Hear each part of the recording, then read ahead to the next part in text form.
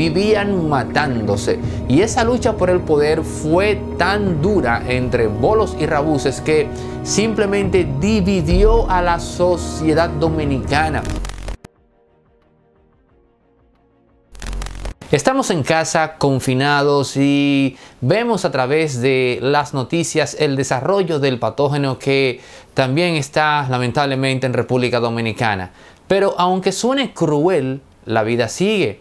Tenemos que seguir dando mente, analizando temas, aunque acá en Impolíticamente Correcto hemos abierto un segmento al final de cada análisis para analizar en breve una nota en torno a este patógeno que impacta a escala global. Pero hoy teníamos pendiente revelar a través de un análisis histórico por qué a nuestros candidatos presidenciales y presidentes se les da con siempre, o casi siempre, llevar a pesos pluma como candidatos vicepresidenciales. Y ese es el enigma que vamos a revelar a continuación acá.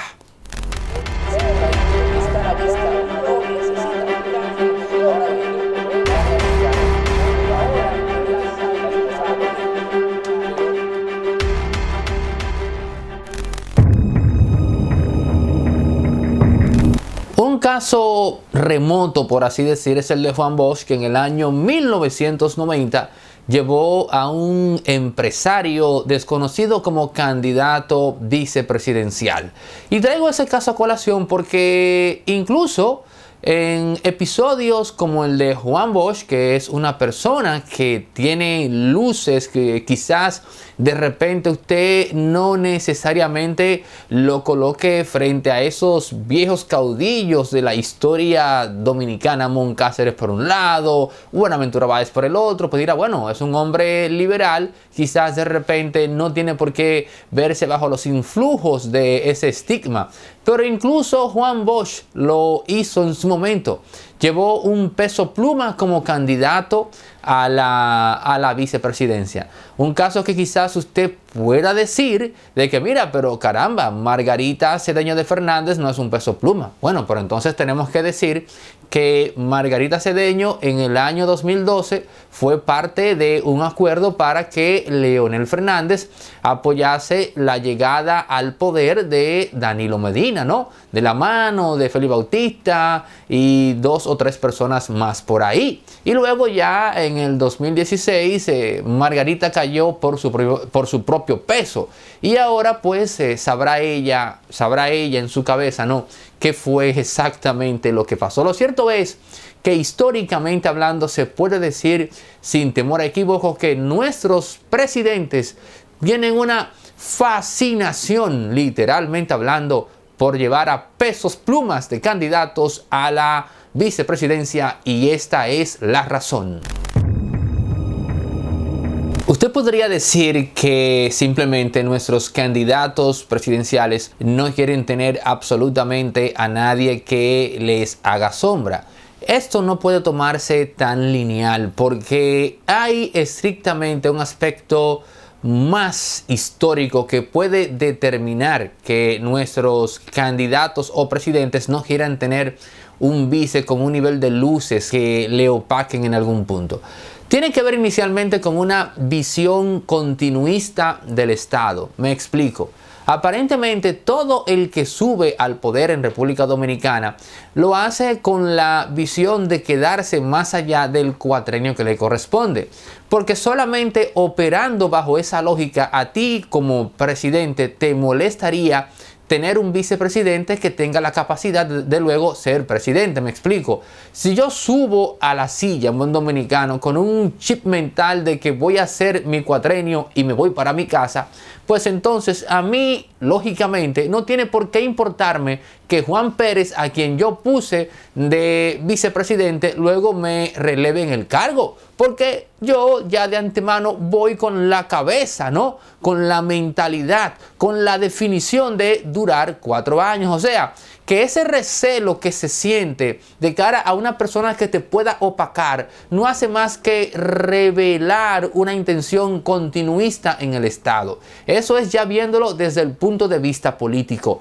Pero si nos vamos a lo histórico, aquí el asunto se pone interesante, porque cualquier candidato presidencial podría remontarse al aspecto histórico. Me explico. Señores, desde Pedro Santana, Buenaventura Báez, pasando por Moncázares a finales del siglo XIX, inicios del siglo XX, pero sobre todo, oigan bien, sobre todo el hiatus político más exacerbado que tuvo República Dominicana.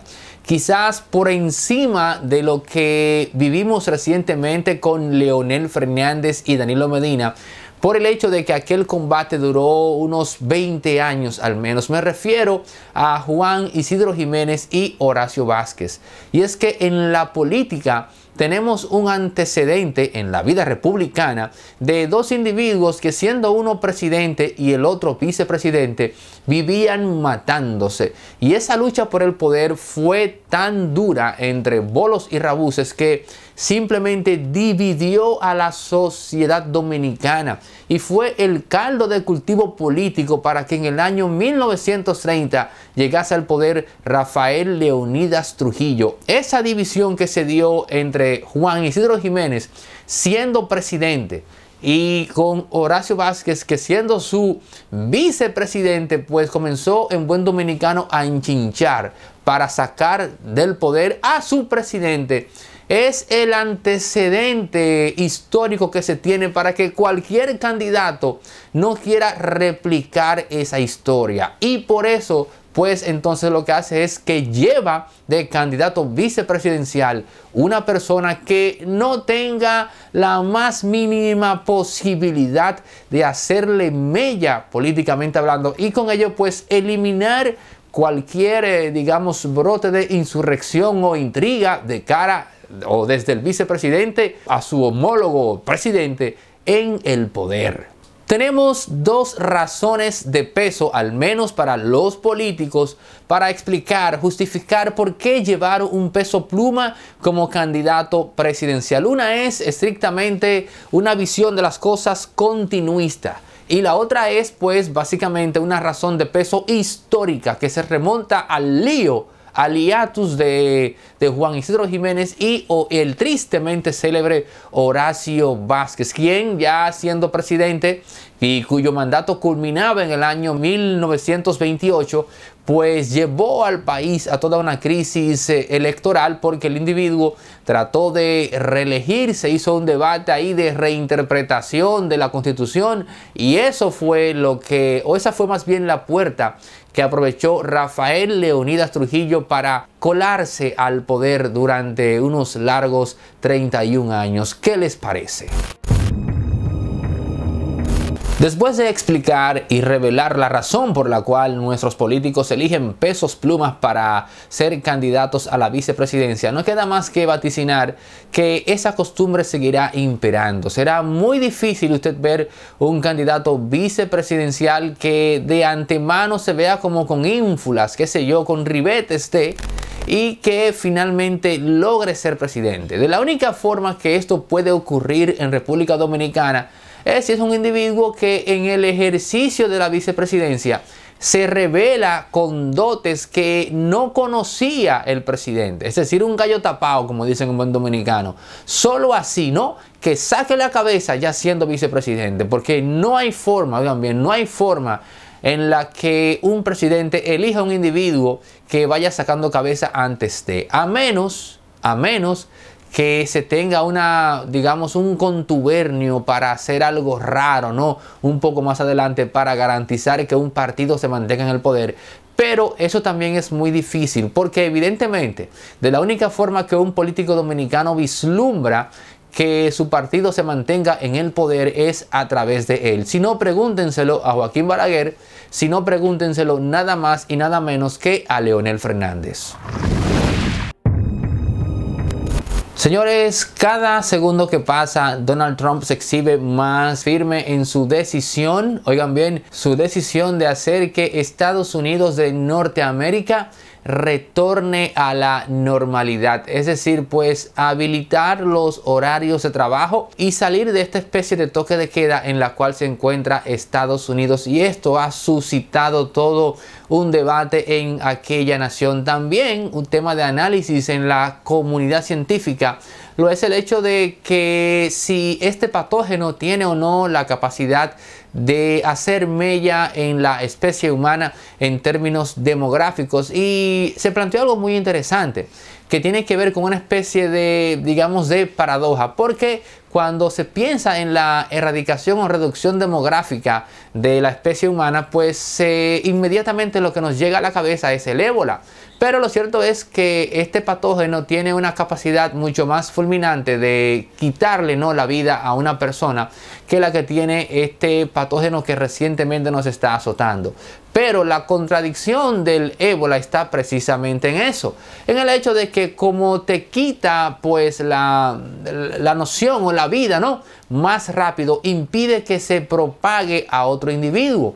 Y cualquier patógeno que tenga la capacidad de comprometer a la especie humana como tal, necesita pues incubarse en el cuerpo humano de manera asintomática, de forma que las personas no sintiendo esta sintomatología, pues siga normal, como que no ha pasado nada, y en ese proceso de ignorancia o de ingenuidad pues va propagando el patógeno a otras personas. De manera que podemos concluir tras esta breve explicación que sí, que esto que actualmente está afectando a la salud de todo el mundo tiene una de las cualidades necesarias para comprometernos demográficamente hablando, que es la capacidad de permitir que se contagie a un número X de personas por el hecho de que es asintomático.